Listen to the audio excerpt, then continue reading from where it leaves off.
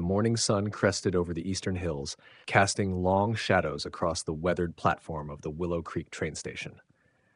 Adeline Sinclair, now Ellie Smith, stepped down from the third-class carriage, her legs unsteady after 3 long days on the rails from Boston. The air was dry and crisp, carrying the scent of dust and coal smoke. It was nothing like the perfumed parlors and polished floors of her father's grand estate. "Last stop, Willow Creek," the conductor called, tipping his hat as he helped an elderly woman down behind her. Adeline tightened her grip on her worn leather satchel, her only real possession of worth.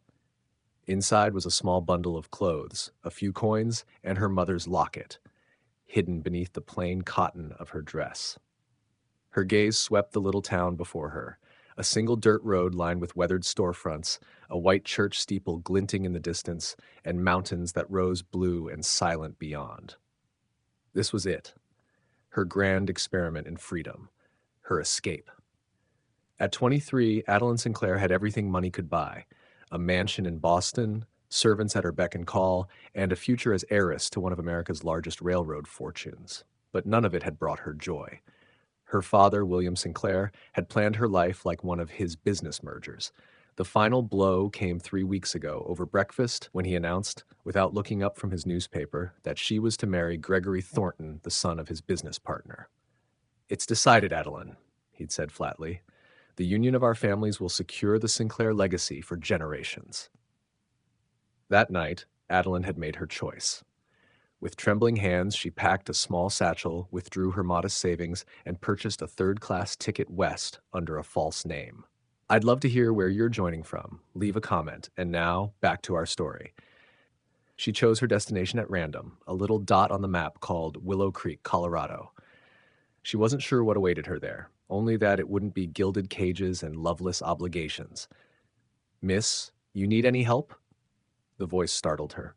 A freckle-faced boy, no older than 12, stood beside her, hat in hand. "Oh, no, thank you," she said quickly, remembering to soften her Boston accent. "Just finding my way." "You looking for work? Most newcomers are," the boy said, eyeing her dress and small satchel. "As a matter of fact, I am," Adeline replied, her heart racing at how easily the lie came. "Then you ought to see Mrs. Wilson at the general store," the boy said, pointing down the dusty main street. "She knows who's hiring. My pa says she knows everything about everyone in Willow Creek." "Thank you," Adeline said, pressing a nickel into his palm. The boy's eyes widened. "Gee, thanks, miss." He tipped his cap and ran off. Adeline adjusted her bonnet and started down the road. Her boots, plain by her standards but still fine leather, clicked softly against the boards. She made a mental note to scuff them later. The wealthy left traces of privilege in the smallest details, and she couldn't afford to be discovered. The bell above the general store door jingled as she stepped inside. The air smelled of coffee, leather, and dried herbs, a comforting blend that tugged at distant childhood memories. A plump woman with silver-streaked hair looked up from arranging bolts of fabric. Her eyes were warm but shrewd. "Good morning, dear. You must be new to town," the woman said. "Yes, ma'am. Ellie Smith," Adeline replied, extending a gloved hand.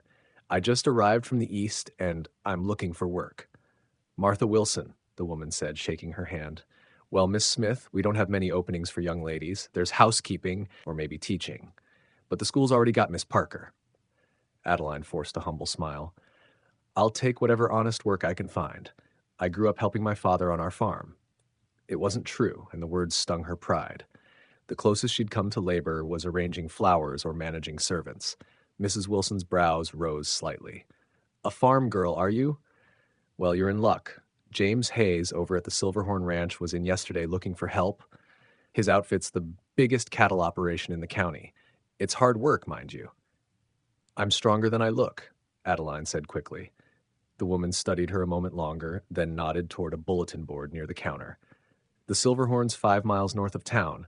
Big white house on the hill. You can't miss it. But Mr. Hayes is a particular sort. You'll need to prove yourself." "I understand. Thank you."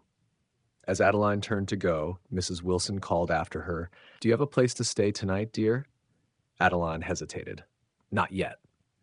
Mrs. Wilson smiled kindly. "There's a room above the store, simple but clean. $2 a week, meals included. You can stay till you get on your feet." Gratitude swelled in Adeline's chest. Kindness like this was rare in Boston's marble halls. That's very generous. I accept, and thank you. Later, after settling into the little upstairs room, she set out again. If she was going to survive here, she needed to understand the people and places of Willow Creek. And more importantly, she needed to know who James Hayes was before she stood before him, asking for work. The Silver Dollar Saloon seemed a good place to start. She hesitated at the swinging doors. A Sinclair entering a saloon would have been unthinkable, but Ellie Smith could go wherever she pleased. She pushed through, blinking as her eyes adjusted to the dim light. The midday crowd was thin, a few men at cards, a bartender polishing glasses, and an old man sweeping the floor. Conversation paused, then resumed with curious glances in her direction. "Excuse me," she said softly, approaching the bar. "I'm looking for information about the Silverhorn Ranch." The bartender, a man with a bristling mustache and kindly eyes, leaned on the counter. "You got business with James Hayes?" "I'm hoping to. I hear he's hiring." A chuckle rippled through the room. "James don't hire women," said a grizzled man at the nearest table, "especially not city girls playing cowhand." Heat crept up Adeline's neck. "I'm not from the city," she said evenly. "I grew up on a farm in Pennsylvania." The bartender's expression softened, though he didn't look convinced. "No offense, miss, but the Silverhorn's no gentleman's farm. Works from sunup to sundown, rain or shine." "I understand," she replied, steady and sure, "and I'm willing to work as hard as any man." The bartender shrugged. "Suit yourself. Follow the creek north. Big white house on the hill, barns in the valley. Can't miss it." "Thank you," Adeline said, turning to leave. "Word of advice, miss," the bartender called after her. "James Hayes is fair, but he don't suffer fools. If you're not what you claim, he'll know inside of 5 minutes." The warning echoed in her mind as she stepped back into the sun. Adeline Sinclair had traded silk gowns for cotton, a mansion for a dusty street, and privilege for the unknown. But for the first time in her life, she was free, and she was determined not to let anyone, especially a rancher named James Hayes, take that freedom from her. By the next morning, Ellie Smith was determined to become the woman her disguise demanded. She needed to learn, and quickly. After leaving the saloon, Adeline returned to Mrs. Wilson's general store and used a portion of her precious savings to buy a weathered book on animal husbandry and basic farming techniques. That evening, she read by candlelight long past midnight, committing every term, process, and illustration to memory. By the time the first light touched her window, her eyes burned, but her mind was alive with the rhythm of this new world she was about to enter. At dawn, she rose and dressed in the sturdiest clothing she owned, a plain skirt, a serviceable blouse, and scuffed leather boots that still betrayed their fine craftsmanship. She braided her chestnut hair tightly and tucked it beneath a wide-brimmed hat she'd purchased from Mrs. Wilson the night before. When she descended to the store's main room, Mrs. Wilson was already setting out bread to cool. "Taking breakfast with you, dear?" the older woman asked. "Yes, please," Adeline said. "I'm heading to the Silverhorn Ranch today." Mrs. Wilson wrapped a piece of bread, a wedge of cheese, and an apple in a cloth and handed it over. "James Hayes is a good man," she said, her tone gentler than usual, "but he's had a hard life. Lost his parents young, raised his sister alone, built that ranch from nothing. He's fair, but he doesn't trust easy." "I'll remember that," Adeline promised, slipping the food into her small pack. The walk to the Silverhorn Ranch took nearly 2 hours beneath a rising sun. The road wound through a valley framed by wide pastures and distant mountains. When she finally reached the crest of a hill and looked down, she caught her breath. The ranch was breathtaking. A grand white farmhouse overlooked the valley, surrounded by sprawling corrals, barns, and fields dotted with cattle and grazing horses. Even to Adeline's inexperienced eyes, it was clear this was no small operation. It was the heartbeat of the land itself. Her confidence faltered as she neared the main house. What did she truly know of this world, of labor, dirt, and sweat? Could she possibly fool a man like James Hayes? "Can I help you?" The voice came from behind her. Adeline turned to see a young woman about her age approaching from the stables. She wore men's trousers and a loose work shirt, her blonde hair tied back with a strip of leather. There was something in her stride, direct, fearless, that Adeline immediately admired. I'm looking for Mr. Hayes, Adeline said, forcing her voice steady. I heard he's hiring. The woman gave her a slow once-over. You heard wrong. We need ranch hands, not... She let the words trail off with a skeptical glance at Adeline's neat appearance. Adeline straightened, lifting her chin the way she had at Boston galas when facing disapproval. I may not look it, but I'm a hard worker. I grew up on a farm in Pennsylvania. The woman raised an eyebrow. That's so? What kind of farm? Mixed farming, Adeline replied quickly, recalling the terms from her late-night study. Crops and some livestock. What crops? Wheat and corn, mostly. The woman studied her for a long moment, then a faint smile touched her lips. I'm Abigail Hayes, James's sister. He's in the barn, but I'll warn you now, he's not in the habit of giving handouts, especially not to strangers. I'm not looking for charity, Miss Hayes, Adeline said. Just an honest chance. Abigail's expression softened a little. We'll see about that. They crossed the yard toward the large barn, the air filled with the scent of hay and horses. Inside, a man was working with a restless chestnut mare, his back turned to them. He was tall, broad-shouldered, his sleeves rolled to the elbow, revealing forearms tanned and strong from years of hard labor. James, Abigail called. Someone here to see you. The man turned, and Adeline forgot to breathe. James Hayes was younger than she had imagined, perhaps 30, with sharp features dusted by stubble and eyes the color of storm clouds before rain. Those eyes narrowed as they swept over her. We're not hiring household help, he said curtly, turning back to the horse. I'm not here for household work, Adeline replied, taking a cautious step forward. I'm here about the farmhand position.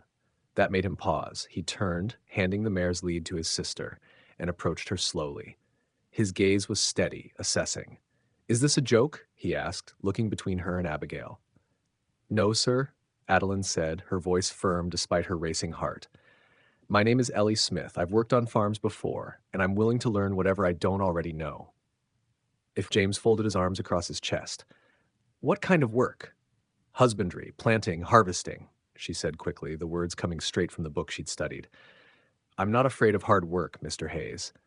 Ever mucked a stall, helped birth a calf, fixed a fence in freezing rain? Not exactly those things, she admitted, but I learned fast. He studied her for several long seconds, his jaw set. This isn't finishing school, Miss Smith. Folks get hurt out here if they don't know what they're doing. I can't afford anyone who slows the work. Then give me 1 week, she said, desperation bleeding through. If I can't prove myself useful by then, I'll leave without complaint. Abigail shot her brother a look. We're short-handed, James, and she did walk all the way from town.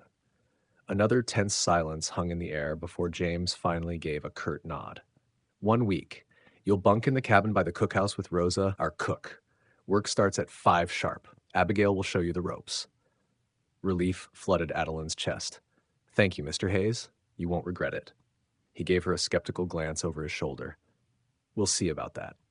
As Abigail led her across the yard, Adeline's relief warred with panic. She had secured the job, yes, but now she had to keep it. Hope you're as tough as you think you are, Abigail said.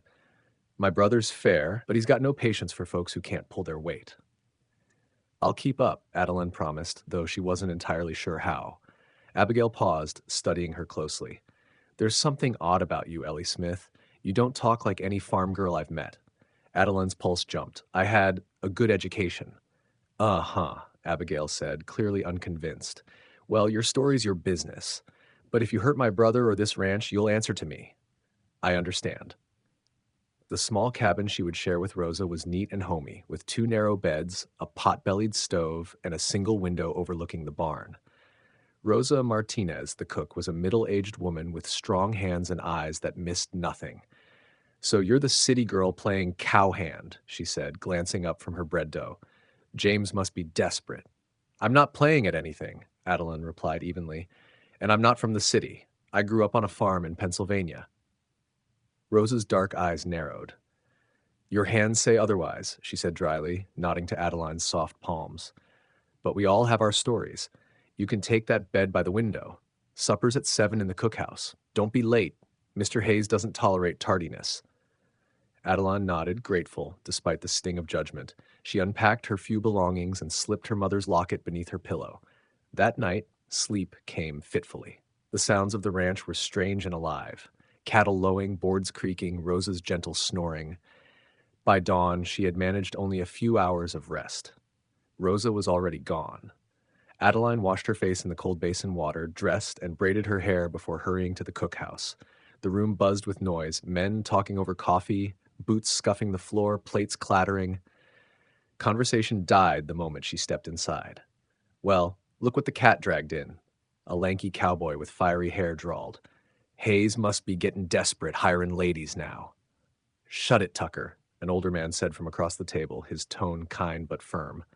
Girls got as much right to work as any of us. He gestured to an open seat. Sit down, miss. Rosa's breakfast'll put some strength in those arms. You'll need it. Adeline smiled faintly and slid onto the bench. Thank you, mister. Miller, he said with a nod. Bill Miller.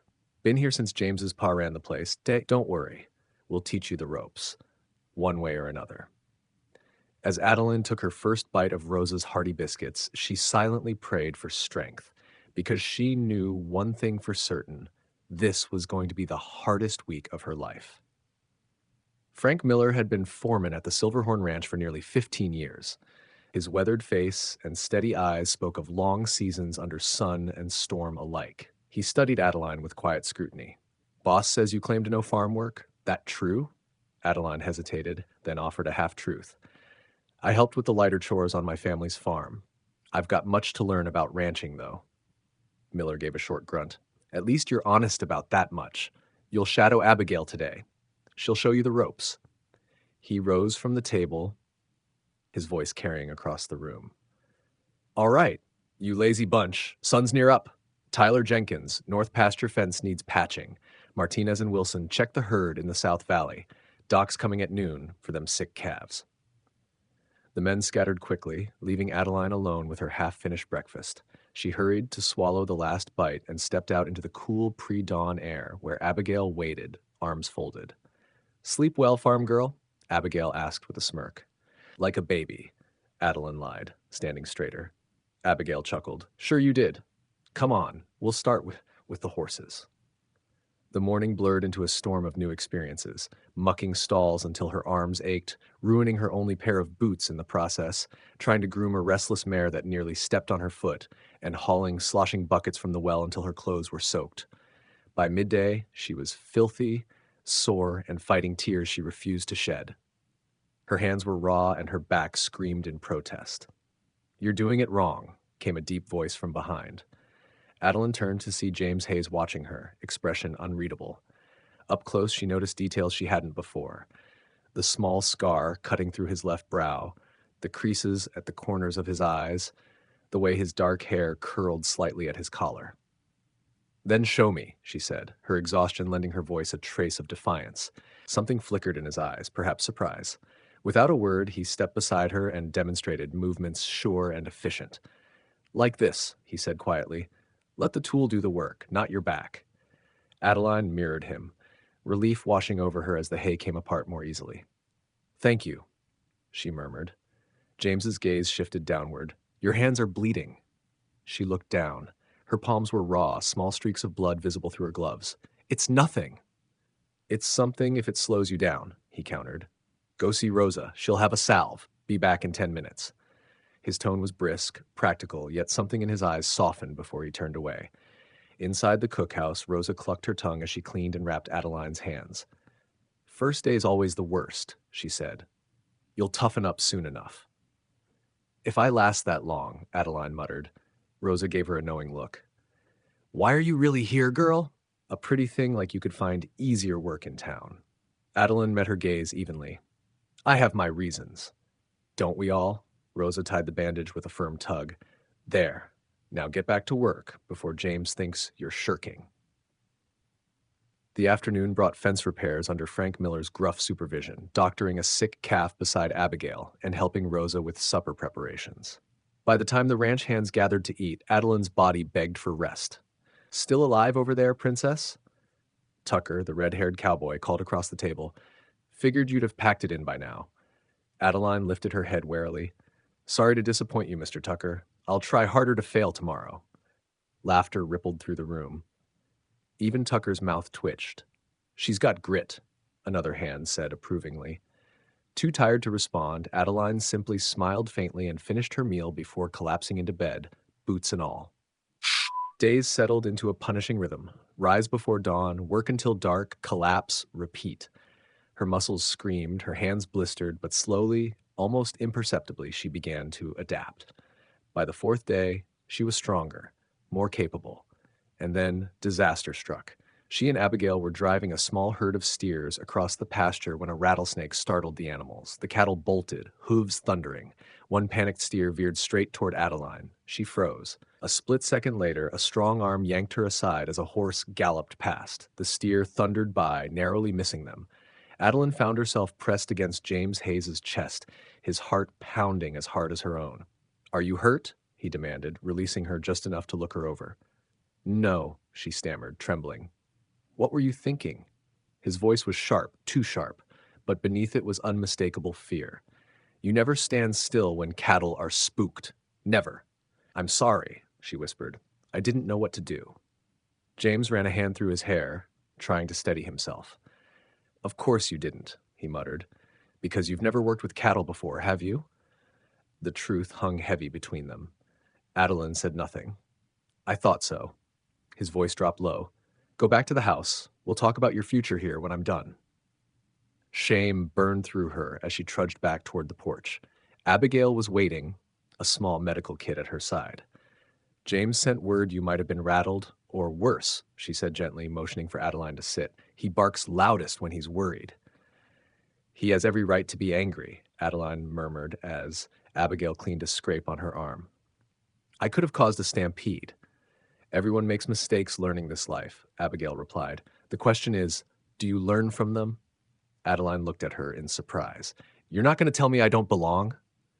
Would it matter if I did?" Abigail's mouth curved slightly. "You're stubborn enough to stay anyway." A faint smile crossed Adeline's lips. Abigail studied her a moment. "You know, for someone raised on a farm, you handle things like you've never seen them before. Who are you really, Ellie Smith?" The silence stretched. Adeline could continue the lie or risk a sliver of truth. "My name is Ellie," she said softly. "But I didn't grow up on a farm. I came west to start over." "Running from something?" "Someone," Adeline admitted. "My father arranged a marriage to a man I couldn't bear to wed." Abigail nodded slowly. "Well, that at least sounds like the truth. Look, I don't care where you came from, but if you're staying, be honest about what you don't know. Folks can die from ignorance out here." "Your brother will send me away," Adeline said quietly. "Maybe," Abigail said with a shrug. "Maybe not. James is fair, and we still need hands."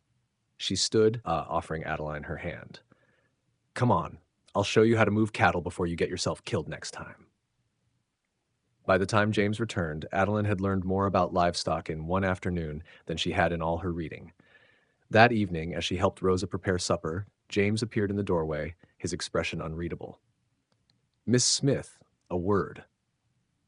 Adeline followed him outside. They stopped at a small rise overlooking the valley, the sunset bleeding gold across the land. "Abigail says you've been learning proper handling techniques," he began. "Yes, sir.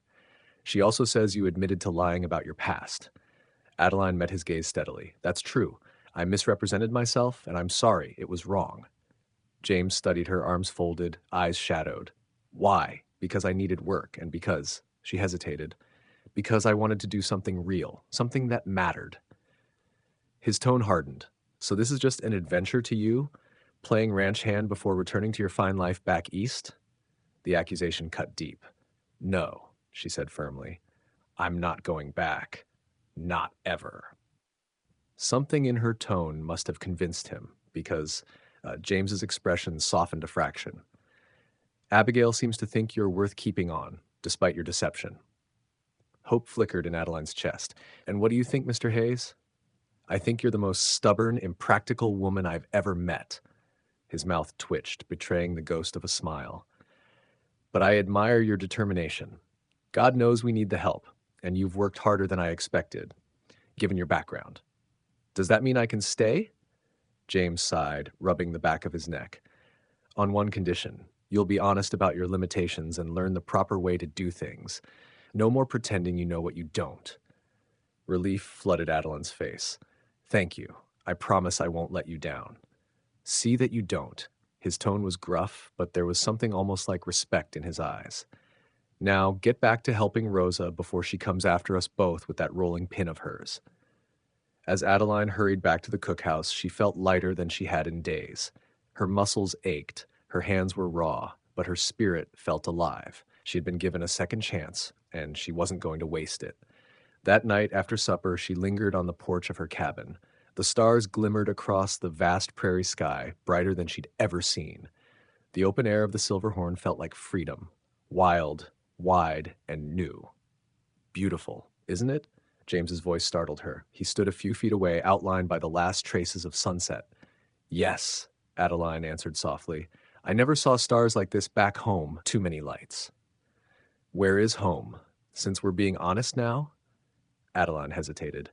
East, she said carefully, a place where my life was planned out for me since birth. And you didn't like the plan. I didn't like being a chess piece in someone else's game. The bitterness in her voice surprised even her. James was quiet for a moment. My father used to say, we're all in a game. The trick is figuring out whether you're a player or a piece. And which are you, Mr. Hayes? He glanced at her, his expression thoughtful. Out here, I make my own rules. Straightening, he nodded toward her cabin. Get some rest, Miss Smith. Tomorrow I'm going to teach you to ride properly. Can't have my ranch hands walking everywhere. As he turned to leave, Adeline called softly, James? He paused. Thank you for the second chance. He gave a brief nod, then walked toward the main house, his stride steady and sure in the fading light. Adeline remained on the porch, her thoughts swirling. Just a week ago, she'd been Adeline Sinclair, heiress and social darling. Now she was Ellie Smith, a ranch hand, neither friend nor outcast, but something in between. For the first time since coming west, she allowed herself to acknowledge the flutter in her chest whenever James Hayes was near. It was foolish, she knew. He was her employer, and she was living a lie. Even if he respected her work, there could never be more between them. She hadn't come west for love. She had come for freedom. Still, as she finally turned in for the night, she couldn't help remembering the solid strength of James's arm around her waist, the concern in his eyes, the unexpected gentleness in his voice when he'd spoken of stars and second chances. They were dangerous thoughts for a woman with secrets. The following weeks brought change, not just to the land, but to Adeline herself. Her hands grew calloused, her skin sun-browned, her spirit steadier. Under James and Abigail's guidance, she learned to ride with confidence, to anticipate the needs of livestock, and to handle the endless work that kept the Silverhorn running. Her first successful ride had been a revelation. After several tumbles and one spectacular fall into a mud puddle that left Tucker howling with laughter, Adeline finally found her balance atop Daisy, a gentle mare with a kind eye. Not bad for a beginner, James had said, watching her make a full circuit of the corral. You've got a natural seat. It was the closest thing to praise she'd ever received from him, and she treasured it. By late spring, the days grew long and full. Cattle drives to summer pasture, fence repairs, preparations for calving season. Adeline threw herself into every task, determined to earn her place. You're catching on faster than I expected, Frank Miller told her one evening as they rode back from mending fences. Most greenhorns take twice as long to get half as good. Adeline smiled, warmed by the rare compliment. I have good teachers. That you do? Frank adjusted his hat against the setting sun. The boss has been spending more time with you than he did with the last 3 hands combined. Heat rushed to her cheeks. Mr. Hayes is just making sure I don't make costly mistakes. Frank gave her a knowing look but said nothing more. The truth was more complicated than Adeline cared to admit. James's manner toward her had shifted, no longer distant or distrustful. He included her in discussions, asked her opinions, even shared stories of the Silverhorn's early years. Yet, beyond the ranch, whispers grew. On her rare trips into Willow Creek, Adeline could feel the eyes that followed her. The ladies at church are beside themselves, Mrs. Wilson confided at the general store one afternoon. A young woman working as a ranch hand, living out there with all those men. It's quite the scandal. I stay with Rosa, Adeline replied calmly, selecting pins and thread, and I'm hardly the first woman to do men's work. Perhaps not, Mrs. Wilson said, her tone gentle but shrewd. But you're the first who looks like she stepped out of a Boston ballroom, no matter how you roughen those hands. Adeline froze. I don't know what you mean. Of course you don't, dear. Mrs. Wilson's smile was kind but knowing. Your secret's safe with me, but secrets have a way of surfacing when you least expect it, and I suspect James Hayes would take more interest than you think if he knew. Adeline left the store with her purchases and a troubled heart. She had built a new life, real work, honest friends, but it all rested on a lie. What would happen when James learned who she truly was? Late one evening, while brushing Daisy after a long day, Adeline heard a familiar voice in the stable doorway. I've been looking for you, James said, sounding uncharacteristically uncertain. There's something I'd like to show you. Curious, she followed him to a small paddock where a sleek black gelding waited, glossy in the twilight. This is Midnight, James said, stroking the horse's neck. I've been training him since winter. He's beautiful, Adeline breathed. He's yours, if you'll have him. Adeline's head snapped up. Mine? Oh, I couldn't possibly. You've earned it, he interrupted. Every hand needs their own mount, and you've proven yourself. I was wrong about you, Ellie. You belong here. His words struck deep. She did belong here, not as an heiress or a runaway, but as herself. Thank you, she managed, her voice trembling. James smiled, the kind of smile that reached his eyes. You could say thank you by joining me for supper in town tomorrow. The Willow Creek Spring Festival starts, and Abigail insists we all need a night off. Adeline's heart stuttered. Like a social engagement? Like a chance to eat food Rosa didn't cook and maybe hear some music that isn't Tucker's off-key whistling. His tone was teasing, but something in his gaze made her pulse quicken. I'd like that, she said softly. Good. He nodded, visibly pleased. We'll ride in after chores tomorrow. He hesitated for a heartbeat, then turned toward the barn door, leaving Adeline standing in the soft lamplight, her heart already galloping faster than any horse she'd ever ridden. Abigail mentioned you might need something different to wear, James said, his voice casual but warm. She told me to tell you to stop by the house tomorrow morning. Apparently, she's got a few dresses from her church-going days. The thought of wearing a dress again after weeks of sturdy work clothes made Adeline oddly uneasy. That's very kind of her, she managed. Don't feel obligated, James said quickly, mistaking her hesitation. No one expects you to turn into a society lady overnight. Adeline nearly laughed, too sharply, too suddenly. If only he knew what she really was. I'll speak with Abigail, she promised, steadying her voice. And thank you for Midnight. He's the finest gift I've ever received. It wasn't even a lie. Her father's gifts, jewels, gowns, even her own carriage, had never been tokens of love, only symbols of control.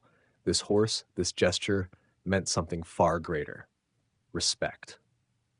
The next morning, Adeline rose early and made her way to the main house. Abigail opened the door, already dressed for chores, but with her hair still loose around her shoulders. Finally, Abigail teased with a grin. I was beginning to think you'd changed your mind. Come in. You didn't have to do this, Adeline began, but Abigail waved her off. Please, I've been looking for an excuse to bring these out for years. She led Adeline upstairs to a bright bedroom filled with morning light and flung open a wardrobe. Inside hung a row of neatly kept dresses in soft hues. They're a bit out of fashion, Abigail said, but no one in Willow Creek will notice or care. The garments were simpler than anything Adeline had worn in Boston, but beautifully made. Her fingers brushed over a soft blue cotton dress trimmed with white piping. This is lovely, she murmured. Try it on, Abigail urged, stepping toward the door. I'll give you privacy. No need, Adeline said without thinking. I'm used to sharing space with Rosa in the cabin. Abigail smiled faintly and stayed. As Adeline undressed, she was acutely aware of her friend's curious gaze. Her body had changed, her arms stronger, her posture straighter, her face sun-kissed from honest work. You've got interesting scars for a farm girl, Abigail observed as Adeline slipped off her shirt, revealing the small circular mark on her shoulder. Adeline froze. Childhood accident, she said quickly, tugging the dress over her head before Abigail could press further. Abigail fastened the back buttons with nimble fingers, her expression thoughtful. It suits you, though I suspect my brother would approve of you in a flour sack at this point. Adeline's cheeks warmed. I don't know what you're talking about. Don't you? Abigail's tone softened. James hasn't looked at anyone that way since Catherine. Adeline stilled. Catherine? Abigail sighed, tying the final button. His fiancée, 6 years ago. Influenza took her just weeks before the wedding. After that, he shut himself off, buried himself in work, until recently. Adeline looked down, fingers brushing the dress fabric. I'm not trying to replace anyone. No one's asking you to, Abigail said gently. She crossed to her dresser and lifted a small jewelry box, removing a simple silver chain with a blue stone pendant. Here, something to finish the outfit. As Abigail fastened it around her neck, Adeline's throat tightened. She was accepting kindness, trust, friendship, all while living behind a lie. If they knew who she really was, Adeline Sinclair, daughter of railroad tycoon William Sinclair, the man who'd driven countless ranchers off their land, everything would crumble. The Willow Creek Spring Festival was modest by Boston's standards, but to Adeline it was enchanting. Lanterns glowed in the trees, the air hummed with laughter, and fiddles sang from a small wooden stage. James had been quiet on the ride into town, though she caught him sneaking glances more than once. Now, as they wove through the crowd, his hand rested lightly at the small of her back, protective, steady, and impossibly intimate. Everyone's staring, Adeline murmured. Can you blame them? James's tone held a smile. You clean up pretty well for a ranch hand. As do you, she replied, her gaze tracing the sharp line of his jaw, the way his freshly pressed vest fit across his shoulders. They joined Frank Miller and his wife at one of the long tables. Conversation flowed easily, and Adeline found herself laughing, the sound feeling strange and wonderful after so many guarded months. When the band struck up a waltz, James stood and extended his hand. Would you care to dance? Adeline hesitated. Dancing, true ballroom dancing, was one skill that might betray her. I'm not very good, she said cautiously. Neither am I, he admitted with a grin. But I won't complain if you step on my toes. She couldn't resist the warmth in his eyes. Taking his hand, she let him guide her to the floor. For a man who claimed not to dance, he moved surprisingly well. His palm was firm at her waist, his touch both sure and gentle. You're full of surprises, Ellie Smith, he murmured as they turned. Every time I think I have you figured out, you show me something new. Her breath caught. What do you mean? He studied her face. You carry yourself differently tonight, almost like... He trailed off. Like what? She prompted. Before he could answer, Mrs. Wilson appeared, beaming. What a lovely couple you make. Adeline felt her cheeks flame. Mr. Hayes, the shopkeeper said sweetly. You won't mind if I borrow Miss Smith for a bit, will you? The ladies are dying to meet her. Without waiting for a reply, she whisked Adeline away to a cluster of women armed with questions and gossip. By the time she escaped, James was deep in conversation with a few local businessmen. The rest of the evening passed quickly, the music and laughter mingling under the stars. As they prepared to ride home, James suggested, let's take a detour. The view from Miller's Ridge is worth seeing on a night like this, if you're not too tired. I'd like that, she said softly. From the ridge, Willow Creek glittered below them, tiny sparks of lamplight scattered across the dark valley. The moon hung full in silver, bathing the land in quiet beauty. It's beautiful, Adeline whispered. Yes, James said, though when she turned, she saw he wasn't looking at the view. He was looking at her. He stepped closer, shadows and moonlight shifting across his face. Ellie, there's something I need to ask you. Her heart thudded. Yes? Who are you, really? The words struck her like a physical blow. What do you mean? I'm Ellie Smith. You know that. James shook his head slowly. No, I don't think I do. He gestured to her hands. Those were never a farm girl's hands, not originally. Your speech, your manners, even the way you sometimes catch yourself before saying something that doesn't fit. His tone wasn't accusing, just quietly insistent. I've been patient, hoping you'd trust me enough to tell me the truth, but I need to know who I'm... He paused, choosing carefully. Who I'm starting to care for. The world tilted beneath her. This was the moment she had both feared and longed for, the chance to be known. My name, she began, her voice trembling, is Adeline. Adeline. He repeated softly, the name tasting foreign and familiar all at once. Adeline Sinclair. Recognition flickered in his eyes. William Sinclair's daughter? The railroad magnate? She nodded miserably. Yes, I ran away. My father arranged a marriage to the son of his business partner. A merger of fortunes, not hearts. I couldn't bear it. So you came west. James's voice was calm, but his eyes searched hers. So you ended up at my ranch by chance? Pure chance, Adeline said quickly. I chose Willow Creek at random. I had no idea who owned the Silverhorn when I applied. He studied her in silence, his expression unreadable in the moonlight. When he finally spoke, his tone was quiet but edged with hurt. Why keep the deception for so long? Why not tell me once you knew you could trust me? Adeline swallowed hard, shame prickling beneath her skin. At first, it was survival. No one would have hired William Sinclair's daughter to muck stalls. Then, later, it was fear. Fear that you'd see me differently, that I'd stop being Ellie and become Adeline Sinclair again. James's brow furrowed. And which are you now, Adeline or Ellie? She let out a long breath. Both, I suppose. Or neither. The girl I was in Boston feels like a stranger, but Ellie Smith, she was built on lies. James stepped closer, the faint scent of saddle leather and pine surrounding her. The woman who works from dawn till dusk without complaint, who's earned the respect of every hand on this ranch, that woman isn't a lie. Hope flickered inside her like a timid flame. You're not angry? I'm processing, he admitted, the corner of his mouth twitching. Finding out the Sinclair heiress has been shoveling my stables is a lot to take in. A ghost of a smile appeared. Though it does explain why you screamed the first time you saw a mouse in the barn. Despite herself, Adeline laughed, a shaky, breathless sound. I still maintain it leapt at me.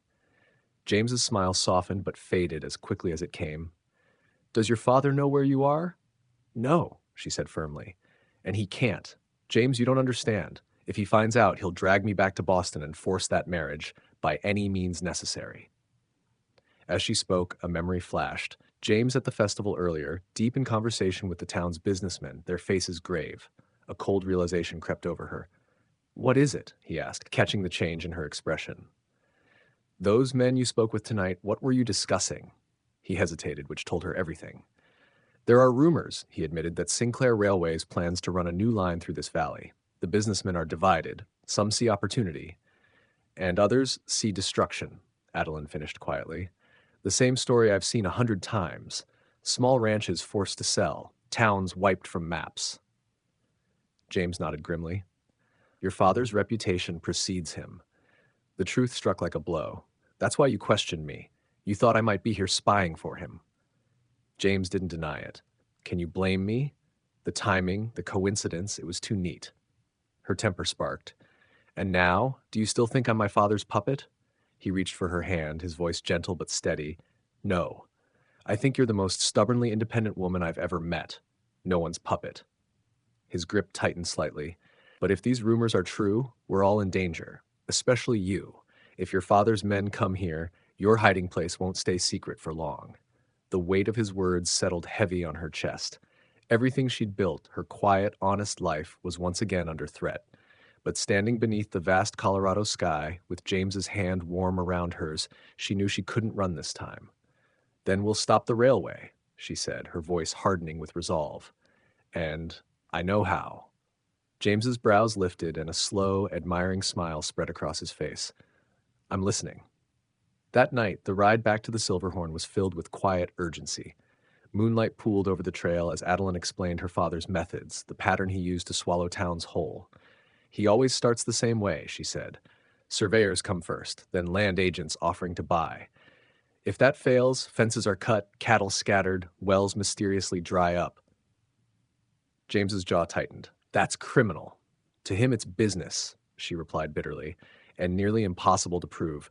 By the time anyone realizes what's happening, it's too late.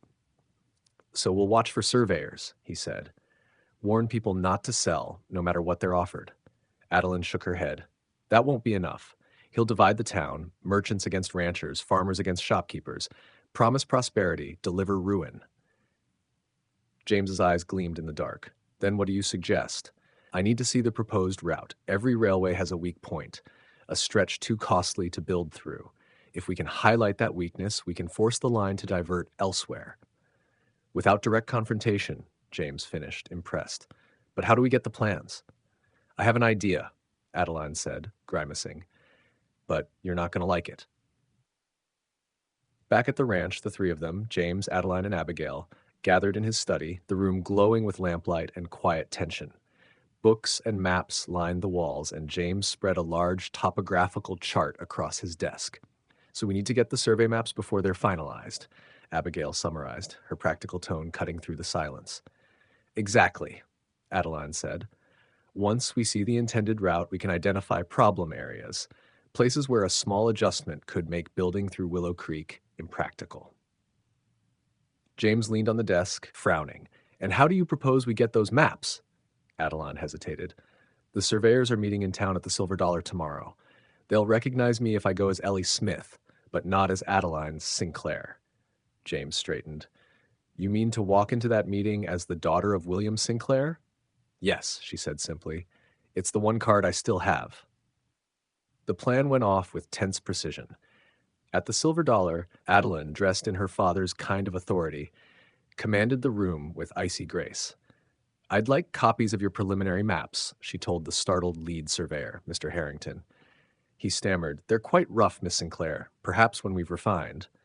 My father expects thoroughness, she interrupted coolly. Surely you wouldn't want me to report a lack of cooperation. The young man paled. Of course not. Copies at once. When she left the saloon, the precious maps were tucked in her saddlebag, and her heart hammered with both triumph and fear. The surveyors were close to completion. In 2 weeks, the land agents would follow. Time was running out. James was waiting at Mrs. Wilson's, pacing like a caged bear until she appeared. You got them? He demanded. She nodded and spread the maps on the counter. But we don't have much time. Mrs. Wilson locked the shop door and joined them, her face grave. Those men have been asking about land values and water rights. They're softening folks up. James's finger traced the route on the map, cutting straight through the Silverhorn. So this is your father's plan. Take the easiest path, no matter who it destroys.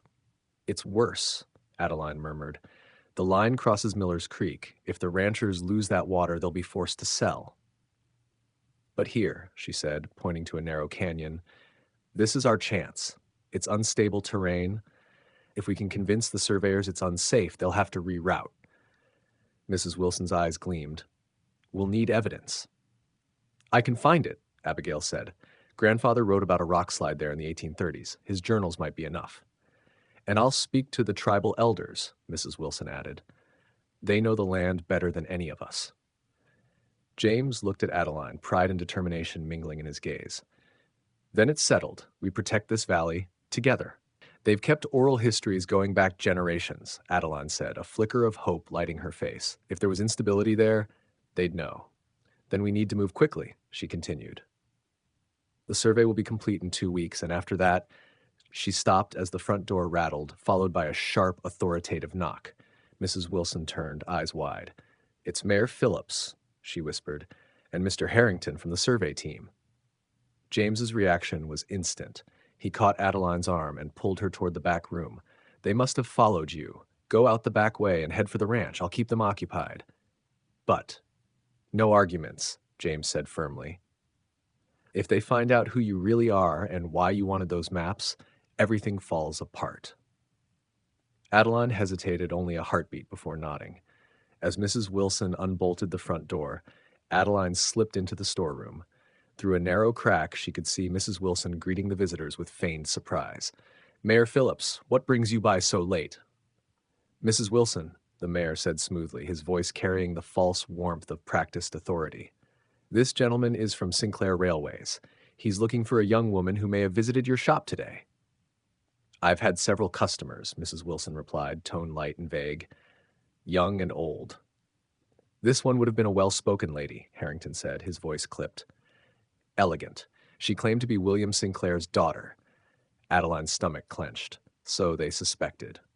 Ah! Mrs. Wilson said after a deliberate pause, her expression one of perfect comprehension. You must mean the young lady who stopped by earlier. Mentioned something about railroads, but I assumed she was passing through. Was she alone?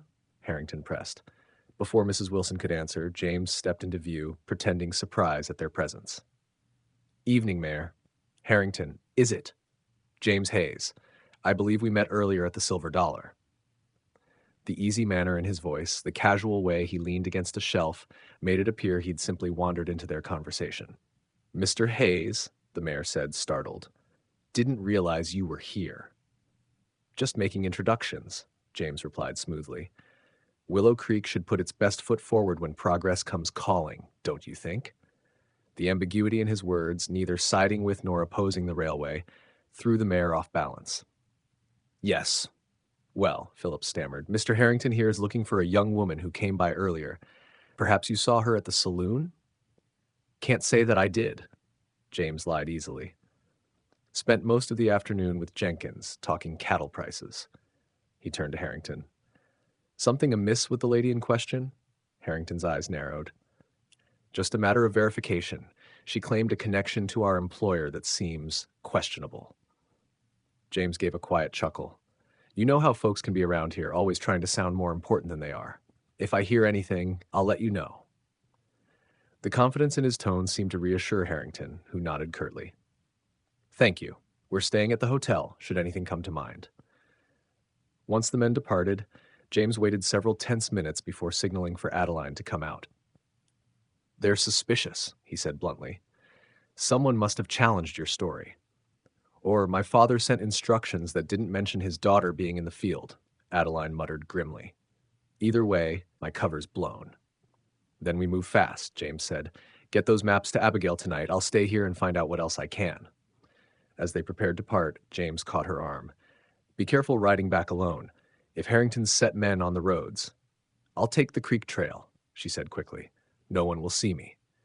James nodded, but didn't let go. Instead, with sudden urgency, he drew her closer and kissed her. It was brief but fierce, a promise and a prayer all in one. For luck, he murmured, his breath brushing her cheek. Adeline stood frozen for a moment, her heart hammering. I'll see you at the ranch, she managed at last, her voice unsteady. Then she slipped out the back door and into the night. The forest closed around her as she urged midnight forward along the narrow creek trail. The path was rough, branches clawing at her skirt, rocks threatening the horse's footing. She couldn't risk the main road, not with Harrington's men on the hunt. The precious maps rustled in her saddlebag with every stride. If she could get them to Abigail, they might still have a chance to stop the railway's expansion. But time had turned against them. A branch snapped somewhere to her left. Adeline reined in sharply, scanning the shadows. Only the whisper of the creek and midnight's uneasy snort answered. She pressed onward, but unease coiled in her chest. James's kiss still lingered, an unexpected spark that made the danger feel suddenly sharper. What would happen when this was over? If they succeeded, would she stay at the Silverhorn? And if they failed? She refused to finish the thought. Too much was at stake. Her heart, Willow Creek, and everyone who had trusted her. The trees thinned as she reached the ranch. Moonlight washed the fields in silver. A lamp still burned in the main house. Abigail was waiting. Adeline dismounted quietly in the stable yard. As she reached for midnight's reins, a figure stepped from the shadows. She gasped and grabbed for the knife hidden in her boot. It's me, came Rosa's whisper. Miss Abigail sent me. There are strangers about. Adeline's heart thudded. What strangers? 2 men rode in an hour ago, Rosa said, helping her unsaddle the horse. Asked for Mr. Hayes. When Miss Abigail said he was in town, they started asking about new hands, especially any new women. Her dark eyes met Adeline's. She sent me to warn you. They're looking for me, Adeline said grimly. Did they give their names? Claimed to be from the railway, Rosa said, her voice low. But they looked more like men who handled problems with their fists. Adeline's blood ran cold. Enforcers, the kind her father sent when money and influence weren't enough. We need to get the maps to Abigail, Adeline said urgently, pulling them from her saddlebag. Then I have to leave. If they find me here, everyone's in danger. Miss Abigail said to meet her at the kitchen door after they're gone, Rosa replied. She'll get you to safety. Together, they moved swiftly toward the house, keeping to the shadows. Through the parlor window, Adeline saw Abigail standing tall, her expression calm as she faced the 2 strangers in their dark city suits. At the kitchen door, Rosa whispered, Go pack your things. I'll deliver these and tell her to meet you at the old line shack in Peterson's Woods. Adeline hesitated. Leaving the maps felt like leaving her mission behind, but Rosa's steady gaze left no room for argument. Go, the cook urged. They won't stay long. Adeline handed over the maps and slipped away, hurrying to the small cabin she shared with Rosa. It took only moments to gather her few belongings, a spare shirt, Her mother's locket, the book on animal husbandry from her first weeks at the ranch. She was checking the small stash of coins in her boot when the door burst open. One of the men from the house filled the doorway, his shadow long and cold across the floor. Well, well, he drawled, his Boston accent sharp as a blade. If it isn't the runaway heiress herself, your father's been most concerned about your welfare, Miss Sinclair. Adeline's blood chilled. My father's concern begins and ends with his business interests, she said evenly. The man tipped his hat with mock courtesy. Martin Campbell, at your service, and your father has authorized me to bring you home by any means necessary. I'm not going back, Adeline said flatly, her mind already measuring the distance to the window, and her odds of reaching it before Campbell could stop her. He smiled, cold and confident. I'm afraid you don't have a choice, Miss Sinclair, though I'll admit, you've given us quite a chase. Disguising yourself as a ranch hand. How unbecoming of a Sinclair. Your father will be most disturbed by how far you've fallen. Adeline's chin lifted. The only thing that's fallen is your chance of taking me anywhere. I'm not the same sheltered girl who left Boston. Campbell's eyes flicked over her worn shirt, her calloused hands, and her sturdy boots. So I see. But regardless, you'll be returning with us tonight. Your father is waiting in Denver, quite eager for a reunion. The words chilled her. Her father never traveled for business he could delegate. If he'd come to Colorado himself, it meant one thing. He was determined to reclaim both his daughter and the land standing in his railway's path. And if I refuse? Campbell's smile vanished. Don't make this difficult, Miss Sinclair. There's no need for unpleasantness. The threat in his tone was unmistakable. Adeline knew her father's methods. When persuasion failed, intimidation followed. If Campbell was here, the other man was likely applying that same pressure to the Hayes family even now. Then, from outside, came a crash. Shouts, the splintering of glass. Campbell turned instinctively toward the noise. It was all the opening Adeline needed. In a blur of motion that would have shocked the debutante she'd once been, she lunged for the window, threw it open, and vaulted through. The fall jarred her knees, but she rolled and came up running. "Stop her!" Campbell shouted behind her, but she was already sprinting toward the barn. She needed a horse, Midnight if she could reach him, and she needed to vanish into the miles of trails crisscrossing the Silverhorns' land. The barn was dim and silent, save for the restless shifting of hooves. Adeline slipped inside, breath coming in quick bursts, and hurried to Midnight's stall. "Easy, boy," she whispered, her hands trembling as she threw on a blanket and bridle. There was no time for a saddle. She was leading him toward the back door when a voice froze her in place. "Going somewhere, Adeline?" She turned. A tall man with cold eyes and a thin scar across his jaw blocked her path. The second one, Delaney. "I won't go back," she said evenly. "You can tell my father I died. That might make your job easier." Delaney's chuckle was humorless. "Your old man doesn't take failure kindly, and he's got big plans for you and that fiancé of yours." "Gregory Thornton is not my fiancé," she spat, "and my father's plans mean nothing to me now." "Strong words for a girl with nowhere to run," Delaney said, stepping closer. Midnight snorted and sidestepped nervously. "Your rancher friend is learning what happens to those who cross William Sinclair. You really want to add to his troubles?" Fear gripped Adeline. "What have you done to him?" "Nothing. Yet." His smile didn't reach his eyes. "But his sister's got a temper. Pulled a shotgun on Campbell's partner when he suggested the ranch might suffer accidents if they didn't cooperate. Assaulting a railway representative, that could cost her the property. It was a trap, a setup designed to break her spirit. Whether the story was true or not didn't matter. Her father's influence could make it so." "What do you want?" "Simple," Delaney said, his tone almost casual. "You come quietly, no more running. We meet your father in Denver, and everyone here keeps their pretty little ranch." Adeline's mind raced. If she went with them, she'd be dragged back to Boston, forced into a loveless marriage, and her father's railway would still destroy Willow Creek. But if she refused, the Hayes family could suffer. "I want to see James first," she said, stalling. "I want to hear from him that he's unharmed, and your word that you'll leave the Silverhorn alone if I go with you." Delaney hesitated, then nodded. "Fair enough. We'll all take a nice walk up to the house together." He extended a hand for Midnight's reins. "No tricks, Miss Sinclair. My partner's got a short temper and an even shorter trigger." Reluctantly, Adeline handed over the reins, scanning the barn for anything she could use as a weapon. Nothing. She'd have to wait for her moment. They stepped into the open yard. The night was alive with tension, and then a rifle cracked. The report split the air, sending birds shrieking from the trees. Delaney yanked Adeline behind him, drawing his own gun. "Campbell!" he shouted into the darkness. No answer, only movement.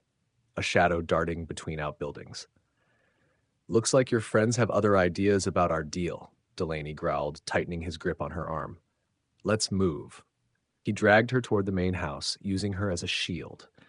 Adeline stumbled deliberately, slowing his progress. Another shot rang out, splintering the post beside them. Delaney cursed, veering toward the storage shed. "Hayes!" he bellowed. "I've got the girl. You want her in one piece. You'll back off." "Let her go, Delaney." James's voice cut through the darkness. "It doesn't have to end like this." "It already has," Delaney snapped. "Your sweetheart belongs to William Sinclair, and he wants her back." "I belong to no one," Adeline hissed, and drove her elbow into his ribs with all her strength. He grunted, staggering, but kept hold of her arm, twisting it cruelly behind her. "Bad move, Miss Sinclair," he snarled. "Hayes, show yourself, or the lady gets hurt." "I'm right here." The voice came from directly behind them. Before Delaney could turn, something heavy cracked against the back of his head. He went down hard, unconscious. Behind him stood Frank Miller, rifle butt still raised. "You all right, Miss Sinclair?" he asked gruffly. Adeline rubbed her aching arm and nodded. "Yes. Where are James and Abigail?" "Here," James said, emerging from the shadows, rifle in hand, a bruise darkening his cheek. "Abigail's inside with Rosa and Tucker. Campbell's tied up in the barn." Adeline ran to him, relief flooding her chest. "You're hurt." "It's nothing," he said, touching her face briefly, his eyes searching hers. "Are you?" She shook her head. "They said my father's in Denver." "I know," James replied grimly. "Campbell told us after we persuaded him." "We need to leave," she urged. "If these men don't report back, he'll send more." "Already handled," Miller said, binding Delaney's wrists. "Tucker and the boys are setting up a watch. Nobody gets near this ranch without us knowing." James turned back to Adeline. "The maps, did you get them to Abigail?" "Rosa has them," she confirmed. "But James, we're out of time. If my father's already in Denver, the survey's a formality. He's made his decision." "Then we'll change it," James said simply. Adeline let out a bitter laugh. "You don't know my father. Once he's decided, there's no going back, especially not with his precious railway." "Maybe," James allowed, "but he's never faced opposition from his own daughter before." She blinked, realization dawning. "You want me to confront him? In Denver?" "It's our best chance," he said quietly. "He sent men to find you because you matter to his plans. That gives us leverage. Or it makes me a prisoner the moment he sees me. Not if we do this right." His gaze was steady, unyielding. "You won't be alone this time, Adeline. I'll be with you." The words hung between them, heavy with all that hadn't been spoken. She searched his face, her heartbeat quickening. "Why would you risk everything for me?" she whispered.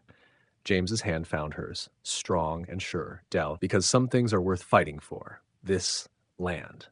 This town." His voice softened. "You." Before she could reply, Miller cleared his throat. "Hate to interrupt, but we best move these fellas somewhere secure before they wake up." "We should get Miss Sinclair inside where it's safe," Miller said gruffly. James nodded, releasing Adeline's hand reluctantly. "You're right. Let's secure the ranch first, then make plans." His gaze softened as it found hers. "We'll continue this inside." As they crossed the yard toward the house, James stayed close, his presence a quiet promise of protection. Adeline's heart warred between fear and resolve. For too long, she had run from William Sinclair's shadow.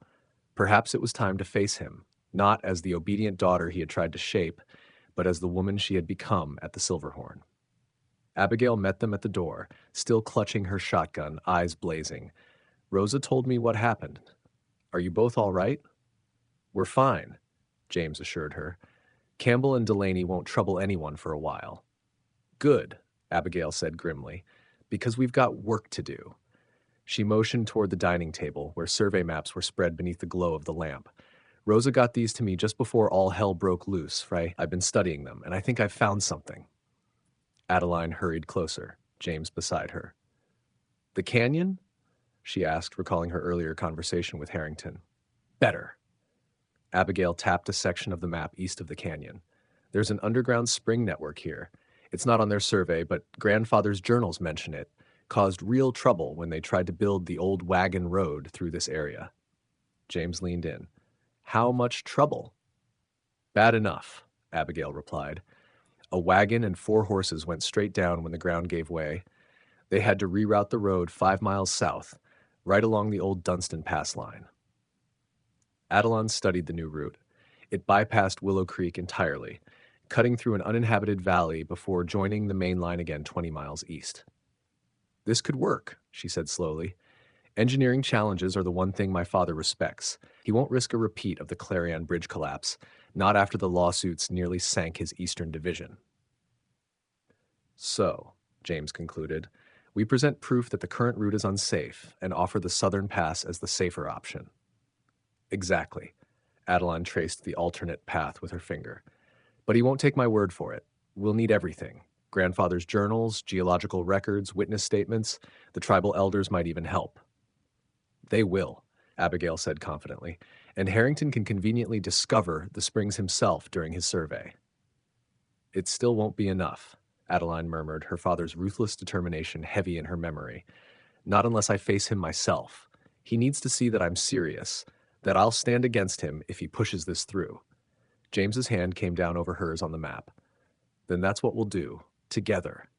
Their eyes met, a silent understanding passing between them. This wasn't just about a railway anymore, it was about their future, one free from William Sinclair's control. Denver, then, Adeline said, her voice firm. We leave at first light. The journey to Denver was swift and tense. Adeline, James, and Abigail traveled by stagecoach, carrying Grandfather Hayes's journals, geological surveys, and tribal testimonies in a leather satchel under James's guard. Frank Miller remained behind to protect the ranch, and ensure Campbell and Delaney stayed put until their business was finished.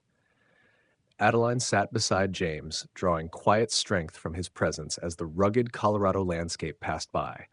She had traded her work clothes for the blue dress from the festival, a blend of the woman she'd been and the one she'd become. Tell me about him, James said quietly as the coach rattled through the mountain pass. Your father. What should we expect?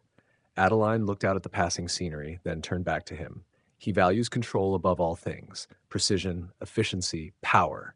He respects strength, but he despises what he calls weakness, especially emotional appeals. He won't care about disrupted lives or lost homes, only numbers, liability, and profit.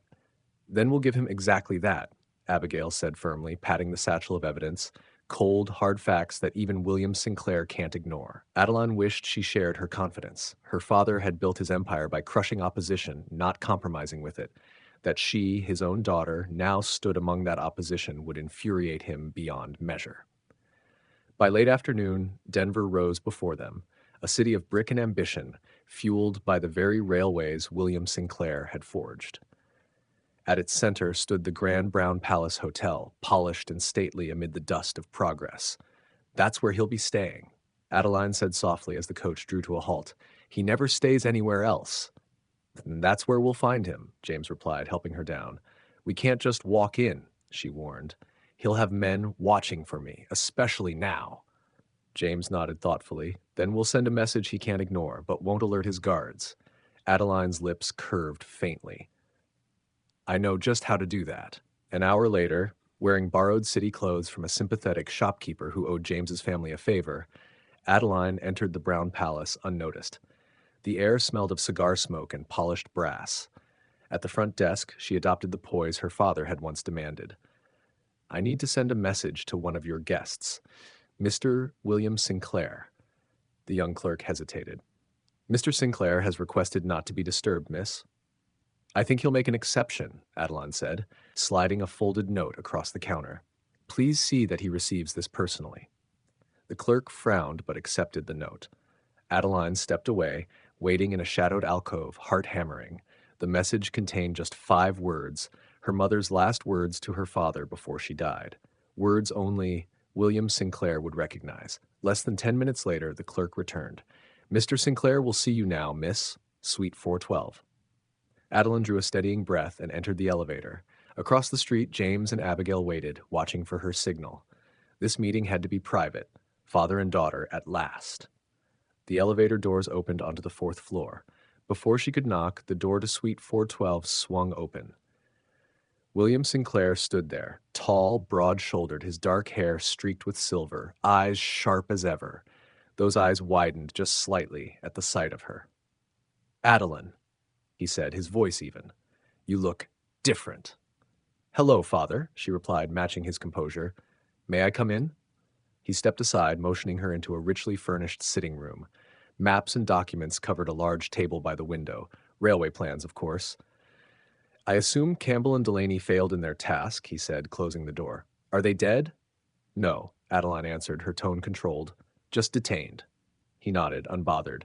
"You've led us quite a chase? 3 months of wasted effort and considerable expense, all because you refused your duty to this family." "My duty?" she repeated, incredulous. "You mean my arranged marriage to buy another railway?" "A merger beneficial to both families," William corrected smoothly. "One that would have secured your future and Sinclair Railways. Instead, you chose this, rebellion." His gaze flicked to her plain dress and sun-darkened hands.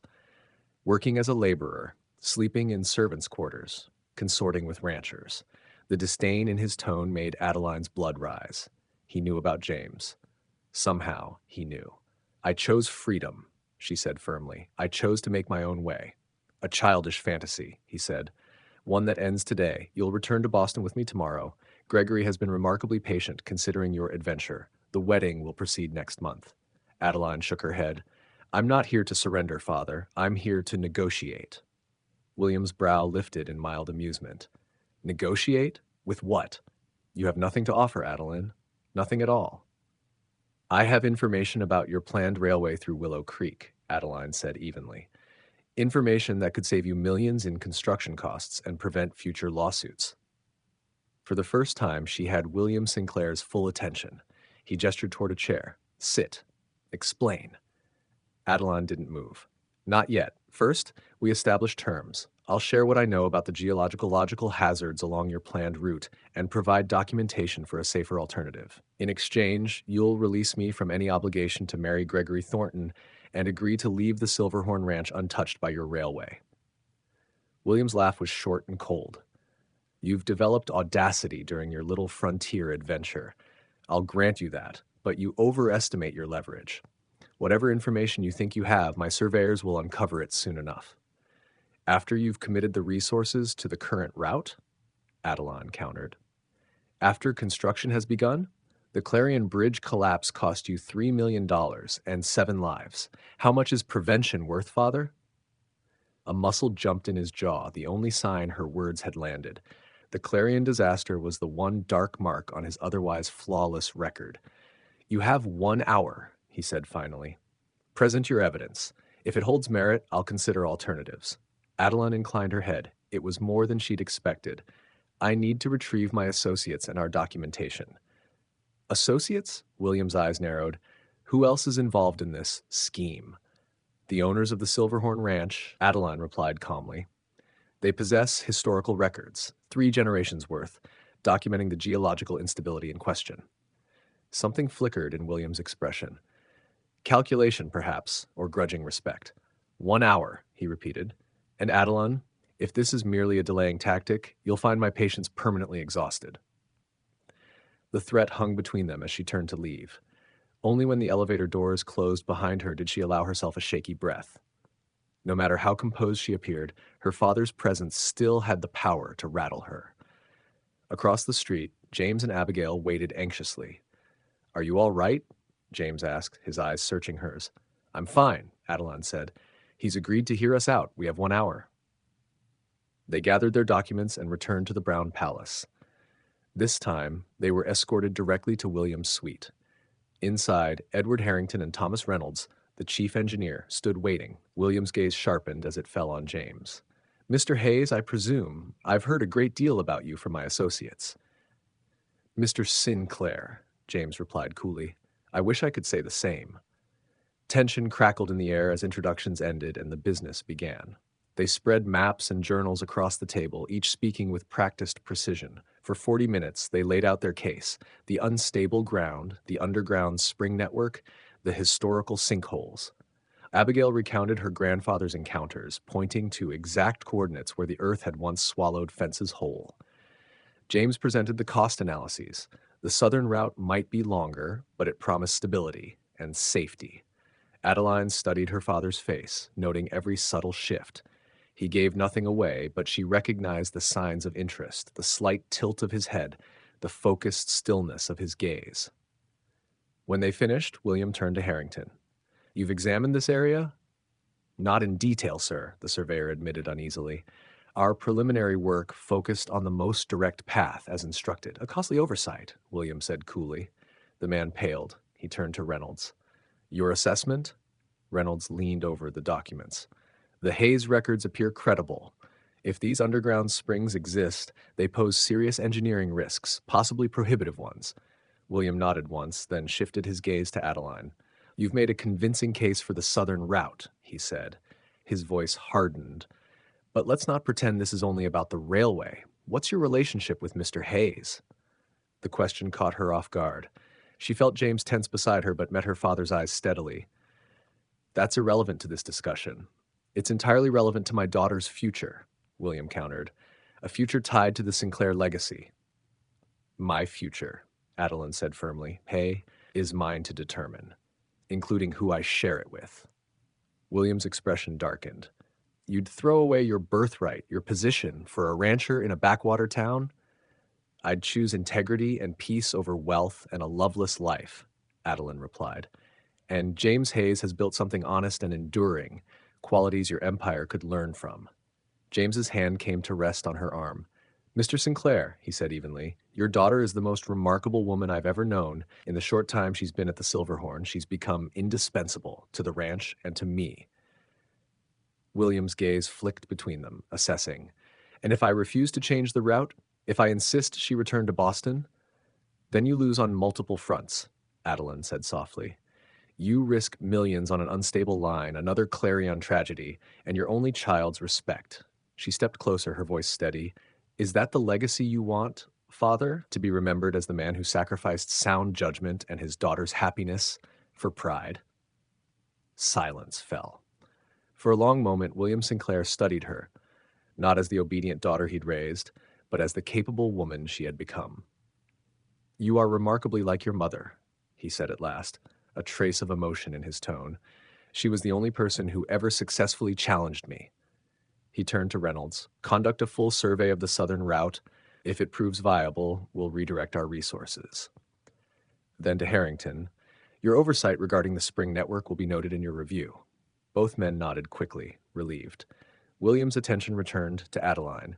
"It seems I've underestimated your resolve," he said. His eyes moved to James. "And perhaps I've been too rigid about your future." Adeline hardly dared breathe. "Does this mean you're releasing me from the engagement to Gregory?" He exhaled slowly. "The Thornton alliance is valuable, but not at the cost of another disaster, or a daughter determined to escape it. Yes, Adeline, you're released. I'll handle Thornton."